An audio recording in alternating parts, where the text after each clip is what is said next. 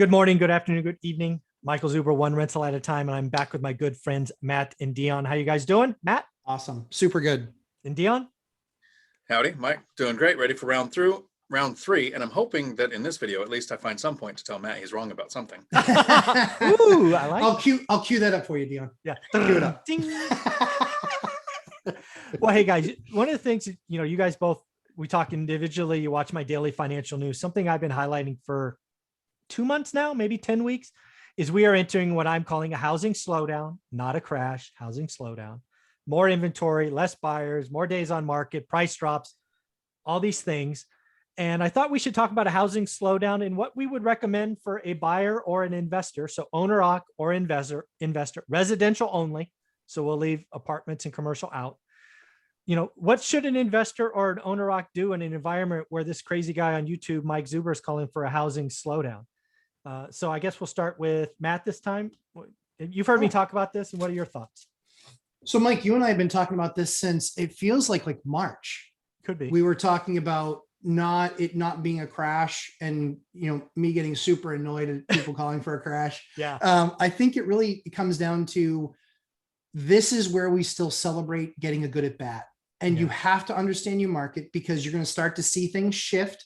You're going to start to see things change. You're going to start to see value. You're going to see more deals that make sense. Sadly, our state just published its affordability index yesterday for June, and it is now a 1. It's a 1, which means it's not very affordable.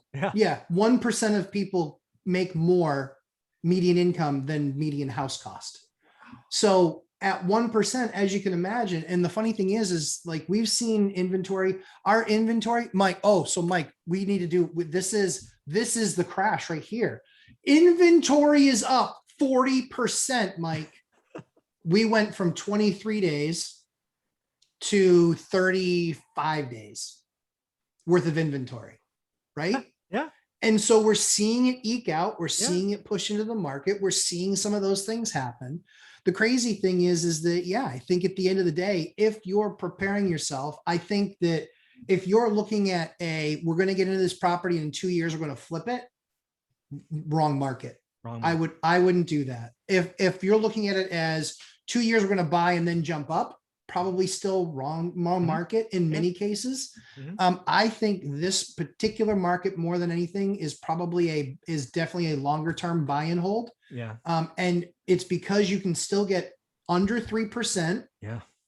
Fixed rate 30-year debt, which is still unbelievably low. Yeah. But it's likely going to give you a payment on a pretty nice house. That means that when you go to rent it out after you're moving out of it, then you're probably in pretty good shape. Yeah. The house hack is the thing. Huge. Yep. Today. Yeah, totally. And Dion? It really doesn't matter what's happening in the market the way that I look at it. It is always a good day to buy a great deal. Exactly. If you're doing buy and hold investing, it doesn't matter if prices come down in 6 months or next year. I mean, and I've noticed that the two of you make a lot of baseball references, and normally I make a joke because I'm not a sports guy of, the Red Sox, that's that sports ball team kind of. Sports ball team. But one thing that is relatable from baseball to real estate is baseball is a statistics sport.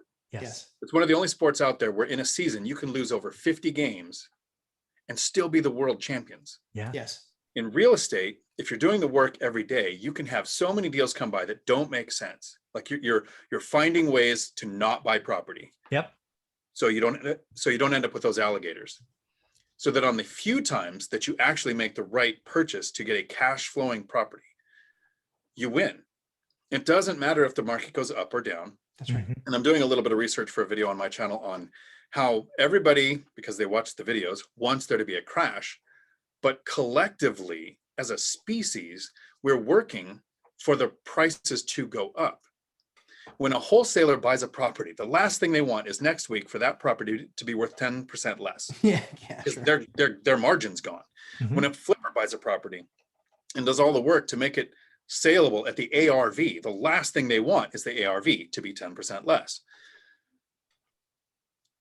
with everyone working in all of the different aspects of real estate for the prices to increase, with lenders going, well, if you can't afford it at 30 years, we'll give you 40 years to pay this back so that you can afford more house. Mhm. Waiting for prices to come down to buy would be a huge mistake Yes. if everybody's working collectively for those prices to go up. Mhm. So it's Yeah. always a good day to buy a great deal. I love the way you said that, because again, that's the key, right? I talk about bad, average, good, and great deals. And it takes work to figure out what that means in your market, because every market's different.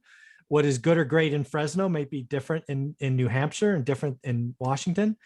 Learn your market and learn your micro market, right? We talk nationally all the time, but everybody should learn their market, what their average and good and great are. The thing I would tell you about a housing slowdown that I'm excited for, specifically buy and hold investors, is, again, with 20 years experience, I can only remember two parts of my investing career where it was easier. And one time, obviously, it was remarkably easy to find motivated sellers. And I believe we are about to enter a time between now and the end of the year where motivated sellers will be easier to find than normal. Why is that? Well, we do have a threat of tax increases going up. So some people are going to sell early. We have had a horrible eviction moratorium that has really torn up some mom and pop landlords who are going to want out. We do have owner ocs moving here, moving there. And oh, by the way, they got to come back to the office. So maybe they have to sell or whatever. Airbnb is kind of peaked out, I think, in some markets. Like Anna Kelly is telling us about a market that's up 300% a year. Frightening. Yeah. So I think what's going to happen in the next 6 months, if you do the work, and you're, people in the course are putting up, these deal things that we get all the time, right? My little cards. People are telling us they're getting deals under asking, which you couldn't think about 4 months ago. So again, I think that's because motivated sellers, some people get divorced, some people have to move, some people have health scares, some this, some that, some this, some that. And you got to sell in a bad market. And I think we're entering a time where days on market's up, affordability is a 1.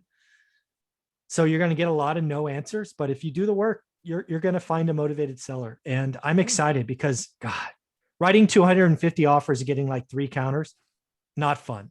Not fun for me, not fun for my 4 or 5 agents, but it's already changing. We're already seeing a better hit ratio. We're already seeing more counters. Another thing we're doing is we're following up. We're seeing some outside forces. We can't tell if it's a hedge fund or if it's an iBuyer yet. We don't know, but some of them are locking up properties and not closing. So we're following up on deals that they locked up.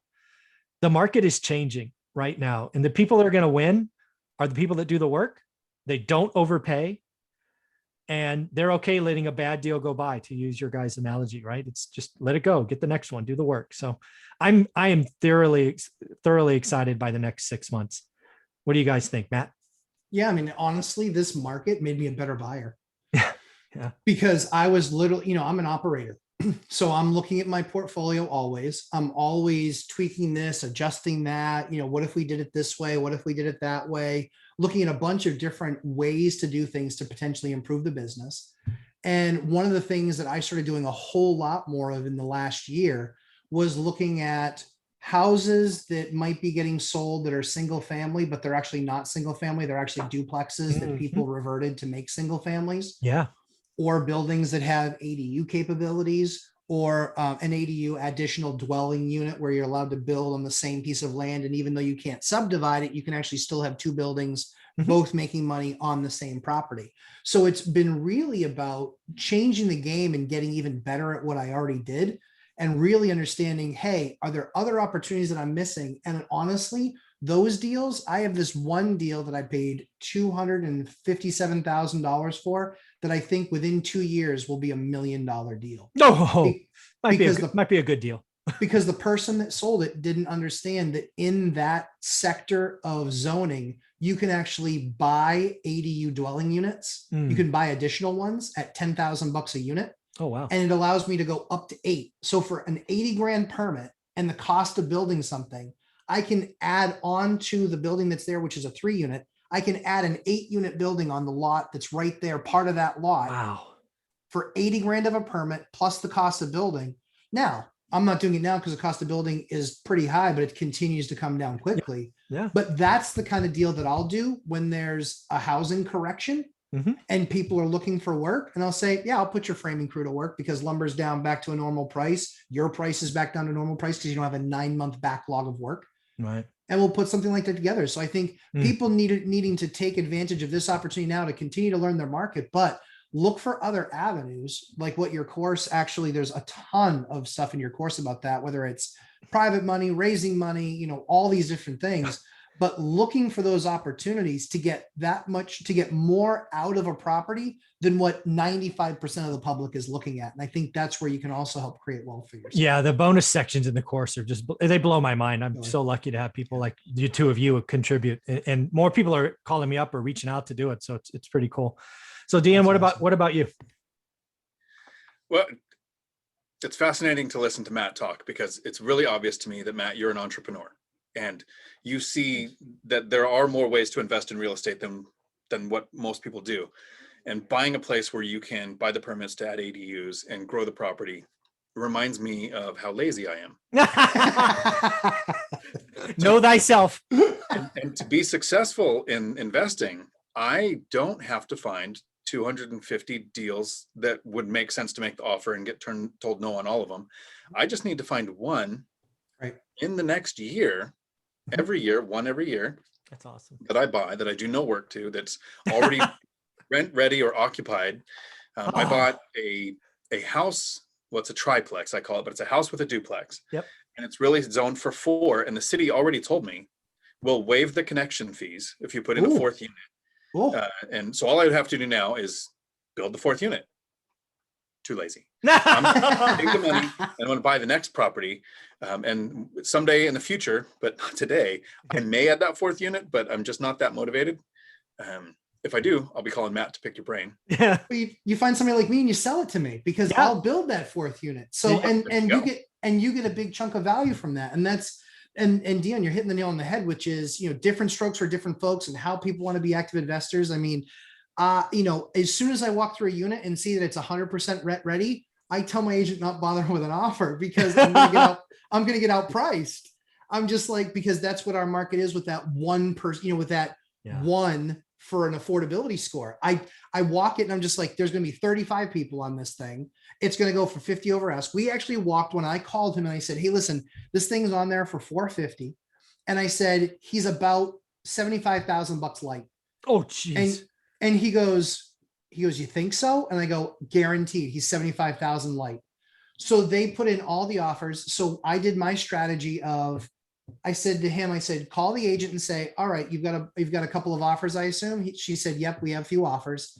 I said, we're going to give them the write us your ideal offer. I said, that's what we did on that deal. Yeah. They wrote us back. Their ideal offer was 520, no inspections, and close in 30 days. I said to him, I go, okay, so I was wrong. It wasn't 5K off. It was 70.